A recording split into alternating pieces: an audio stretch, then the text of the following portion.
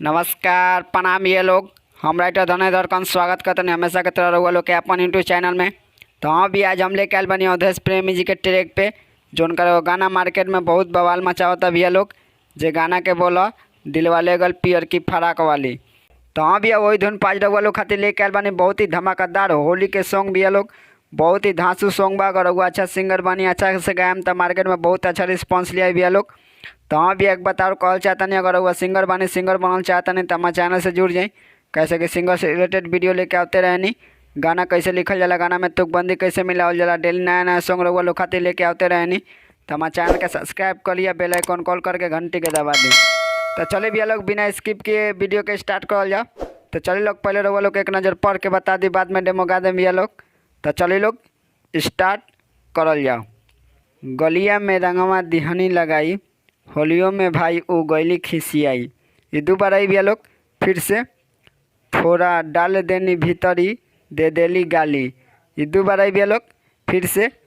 बिया मरले रे उ झगड़ले रे, बिया मरले पियर की फराक वाली। ये तीन बार ही भैया लोग। तो चलिए लोग रहुआ लोग के डेमो का सुना दिया स्पष्ट हो जी भैया लोग। तो चलिए लोग स्टार्ट करल जाओ। गलिया में रंगवा दिहनी लगाई, होलियों में भाई उ गैली खिसियाई। गलिया में रंगवा दिहनी लगाई, होलियों में भाई उ गैली खिसियाई।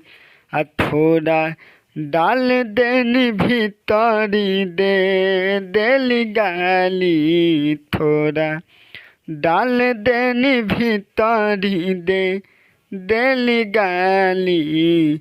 बिया मरले रे उ झगड़ले रे, बिया मरले पियर की फराक वाली। बिया मरले पियर की फराक वाली, बिया मरले पियर की फराक वाली। तो हाँ भैया लोग ई रहा मुखरा कैसन लागल, अच्छा लागल ना।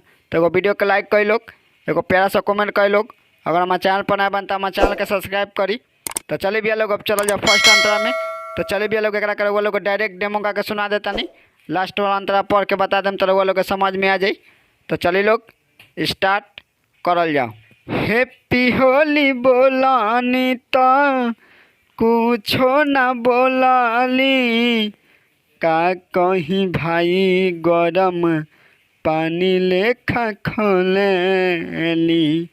हैप्पी होली बोलानी तो कुछो न बोलाली, का कहीं भाई गरम पानी लेखा खोलेली।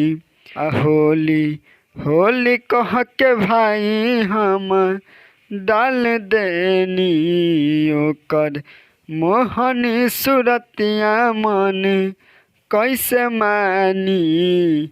बिया मरले रे उ झगड़ले रे, बिया मरले पियर की फराक वाली। बिया मरले पियर की फराक वाली। तो चलिए भैया लोग अब चला जाओ लास्ट अंतरा में। तो चलिए भैया लोग एक लोग के पढ़ के बता देना तो फर्स्ट वाला अंतरा समझ में ना आई। तो चलिए लोग स्टार्ट करल जाओ। होली के मतलब ना जाने ले भाई, पिटले बिया सूरज खात बानी दवाई। ये दोबारा ही भैया लोग फिर से। धड़कन धने बिया बड़का बावाली, देवा बिट्टू कैले बिया गलिया मोर लाली। ये एक बार आई भैया लोग। और जो धड़कन धने से नाम भाई हमरे नाम है भैया लोग, इ नाम हटाटा हम लोग हमें यार जो नाम बा हटा दे हम लोग, कोनो दिक्कत नहीं के। तो चलिए लोग स्टार्ट करल जाओ फिर से। बिया मरले रे उ झगड़ले रे पियर की फराक वाली। ये तीन बार आई भैया लोग। तो चलिए लोग रहुआ लोग डेमो का सुना दिया स्पष्ट हो जाए भैया लोग।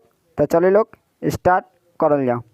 होली के मतलब ना जाने ले भाई, पिटल बिया सूरज खाते बानी दवाई। होली के मतलब ना जाने ले भाई, पिटल बिया सूरज खाते बानी दवाई। धड़कन धने सबिया बड़का बावाली, देवा बिट्टू कैल बिया गलिया मोर लाली अबिया मरले रे अब झगड़ले रे अबिया मरले पियर की फराक वाली बिया मरले पियर की फराक वाली अबिया मरले पियर की फराक वाली। तो उम्मीद करता हूँ भैया लोग रउआ लोग का सॉन्ग अच्छा लगला तो वीडियो को लाइक कर लो, कमेंट कर लो, शेयर कर लो भैया लोग। अगर हमारे चैनल पर नया बनता हमारे चैनल के सब्सक्राइब करी। तो चलिए मिलल अगले वीडियो में, तब तक बाय, जय हिंद।